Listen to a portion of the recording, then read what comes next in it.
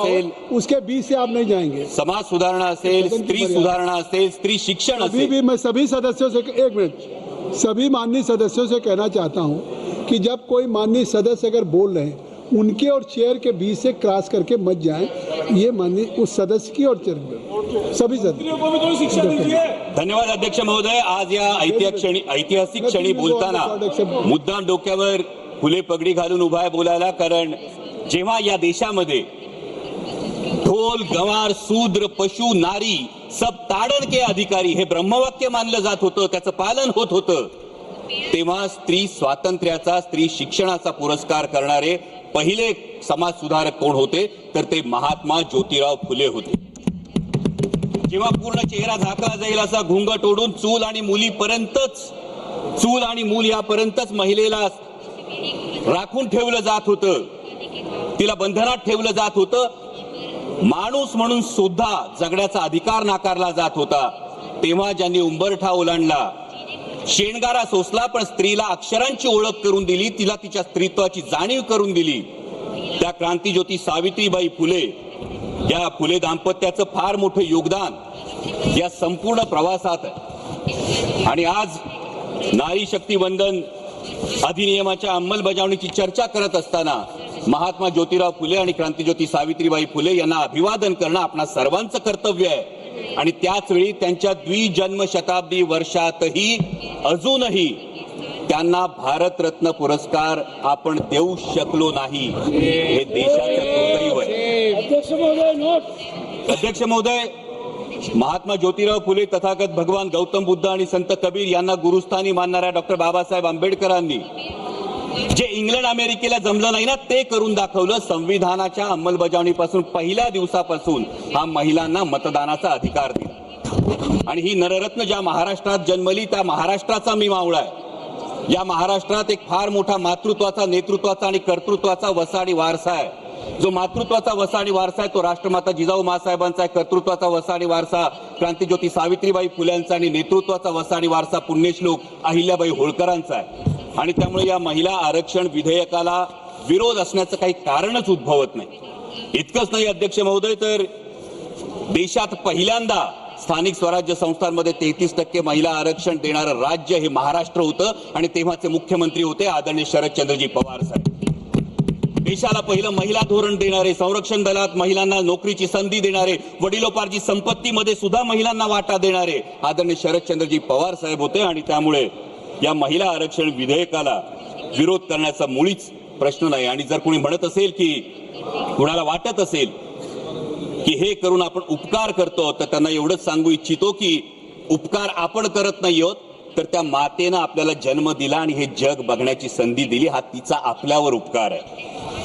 पण अध्यक्ष महोदय, एक अंतर्मुख होऊन मात्र विचार करावा लागतो की एकीकडे आपण नारी शक्ती वंदन विधेयकाच्या अंमलबजावणीची चर्चा करतो आणि त्याच वेळी आपल्याच देशामध्ये बेटी बचाव बेटी पढाव हे अभियान राबवावं लागतं। त्याच वेळी आपल्या देशामध्ये महिलांवर होणाऱ्या अत्याचारांची संख्या दिवसेंदिवस वाढत जाते। लाखो महिला या बेपत्ता होण्याच्या तक्रारी नोंदल्या जातात, त्याच्यावर कुठली ऍक्शन घेतली जात नाही। आत्ताच अध्यक्ष महोदय महाराष्ट्रामध्ये एका भोंदू बाबांचं प्रकरण समोर आलं आणि त्या भोंदू बाबाचं प्रकरण समोर आल्यानंतर त्या लैंगिक अत्याचार प्रकरणातले व्हिडिओज हे समाज माध्यमावर जर व्हायरल झाले तर मग तपास करणारे अधिकारी आणि पर्यायानं गृहमंत्री म्हणून त्यांची या महिलांचं संरक्षण करण्याची जबाबदारी नव्हती का, हा प्रश्न निर्माण होतो। आणि म्हणूनच अध्यक्ष महोदय, अंमलबजावणी करणाऱ्यांच्या मानसिकतेविषयी जरूर प्रश्नचिन्ह उपस्थित होतं।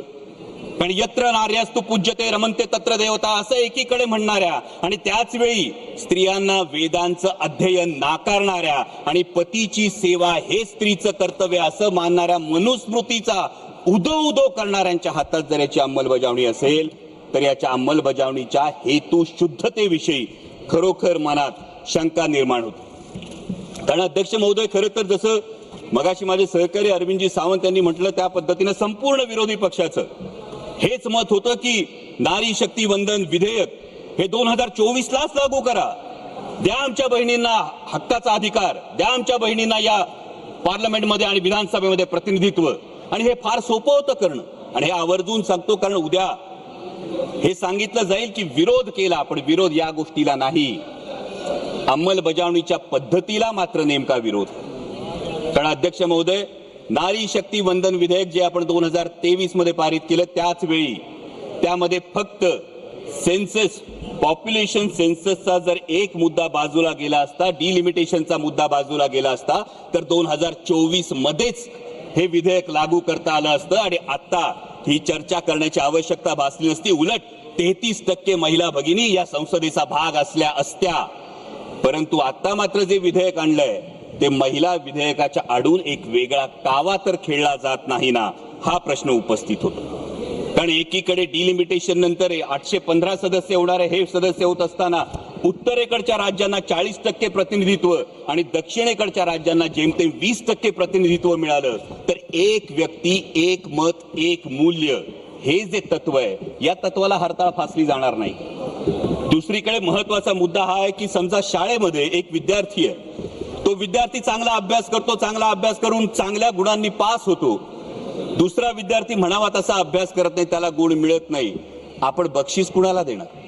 चांगल्या गुणांनी पास झालेला की अभ्यास न करणाऱ्या विद्यार्थ्याला? दुर्दैवानं ज्या राष्ट्रीय कार्यक्रम ज्या राज्यांनी अत्यंत प्रभावीपणे राबवले, लोकसंख्या नियंत्रणात आणली, त्या राज्यांना मात्र डिलिमिटेशन मध्ये शिक्षा मिळेल का, आणि ज्यांनी राबवली नाही त्यांना मात्र याच्यामध्ये सवलत मिळेल का, असा प्रश्न निर्माण होतो.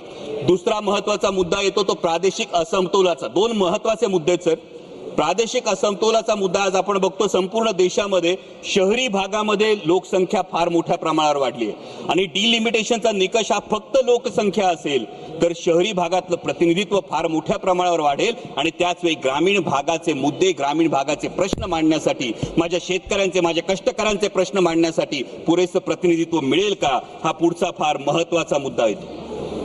त्यानंतर जेव्हा 815 सदस्य होतील अध्यक्ष महोदय, तेव्हा या 815 सदस्यांना आज या सभागृहामध्ये अनेक सदस्य असे आहेत की ज्यांना हा प्रश्न आहे की माझा प्रश्न काळात कधी लागणार. त्यांना अनेकदा हा प्रश्न पडतो की 0 आवर मध्ये मी जी 2 मध्ये सर 0 आवर मध्ये मी मुद्दा मांडतो त्याचा मला ट्रेजरी बेंच कडून लिखित उत्तर येत नाही. मला जो खासदार निधी मिळतो तो केवळ 5 कोटी रुपयांचा मिळतो. 24 लाख लोकसंख्या असते, म्हणजे रुमाल दिला आणि कोट शिवायला सांगितलं अशी परिस्थिती आहे. माननीय स्पीकर, त्यामुळे या डिलिमिटेशनच्या विषयी जवाब देने के लिए कहा है. सर कंक्लूड कर रहा हूं सर. त्यामुळे या डिलिमिटेशन विषयी पारदर्शकता आणि सुस्पष्टता असणं हे अत्यंत आवश्यक आहे, जेणेकरून कुणावरही अन्याय होणार नाही. आणि त्याचवेळी जे माझे मित्र पक्षातले साथीदार आहेत त्यांना फक्त एक सल्ला देऊ इच्छितो की काही लोकांचा इतिहास असा असतो की ज्यांच्या वेळी असं म्हटलं जातं ऐसा कोई सगा नाही जिसे इन्होंने ठगा नाही. त्यामुळे यावर मतदान करताना याचा आपण जरूर भान ठेवाल अशी अपेक्षा व्यक्त करतो. आणि महिला विधेयकाला मुळीच विरोध नाही, परंतु डिलिमिटेशनच्या बाबतीत पारदर्शकता आणि सुस्पष्टता असायला हवी अशी मागणी करतो. धन्यवाद. जय शिवराय. श्री नरेश महास्के जी.